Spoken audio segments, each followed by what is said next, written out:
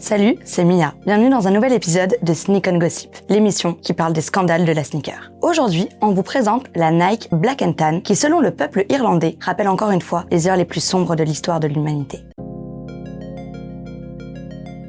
La Nike SB Dunk Low Black & Tan est une sneaker qui mélange cuir noir et beige, daim marronné et semelle couleur crème pour rappeler la bière irlandaise Guinness. Une image d'une pinte de bière est d'ailleurs imprimée sur l'insole de la chaussure pour stipuler le contexte de la sneaker. Elle est sortie à l'occasion de la Saint-Patrick, la célèbre fête irlandaise, et n'avait que de bonnes intentions, comme le stipule la campagne de pub de Nike. C'est la saison de la bière irlandaise et pourquoi pas la célébrer pour Nike. La Nike Black & Tan s'inspire de la couleur de la Guinness dans un verre. Mais sans le savoir, Nike venait d'offenser une nation tout entière.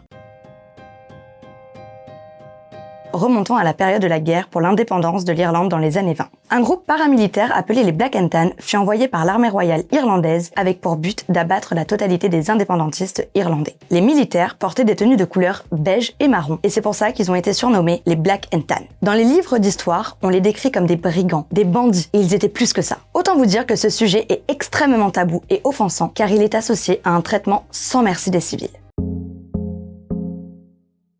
Quand on lance une campagne marketing pour fêter la Saint-Patrick, il faut clairement faire attention à chaque détail. Néanmoins, le terme Black & Tan, même s'il est apparu dans la campagne de publicité, était apposé uniquement pour parler de la couleur. Donc peut-on vraiment leur en vouloir? Oui et non. Ils ont utilisé le terme dans une campagne de pub, certes, mais même chez Nike, il se peut que certains historiens n'aient pas totalement fait attention à ce détail. Évidemment, Nike a quand même pleinement assumé son erreur de communication et s'est excusé en disant qu'aucune malveillance était prévue de leur part. Il s'agissait juste d'une sneaker issue d'une collection de boissons et n'avait qu'un seul but, rendre hommage à la Saint-Patrick. Hélas, cette polémique est arrivée au mauvais moment, car peu de temps avant, Ben & Jerry, la célèbre marque de glace, qui a d'ailleurs maintenant sa propre Nike SB Dunk, avait commis la même erreur en commercialisant une glace Black & Tan spécialement pour la Saint-Patrick, en pensant aussi à la bière d'ailleurs. Si Nike mangeait des glaces Ben & Jerry un peu plus souvent, peut-être que cette erreur aurait pu être évitée. La morale de cette histoire, c'est que chaque détail est très important dans le lancement d'un projet, quel qu'il soit. Faire beaucoup de recherches pour être sûr de ne choquer personne est très important. Alors oui, Nike aurait pu faire attention, mais quand on sait que ça ne partait pas d'une mauvaise intention, on peut pas trop leur en vouloir au final. C'était Mia et on se retrouve bientôt pour de nouveaux gossips.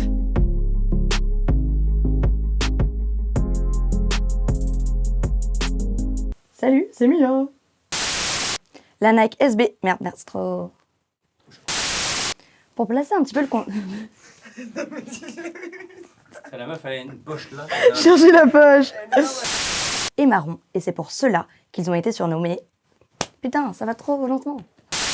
Les militaires portaient des tenues de couleur beige et marron. Les militaires... Merde, je t'ai regardé. Pas.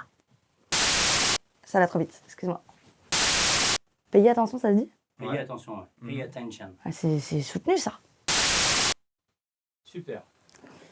Bye bye. C'était Mia, et en attendant, c'est toi qui... Bye bye.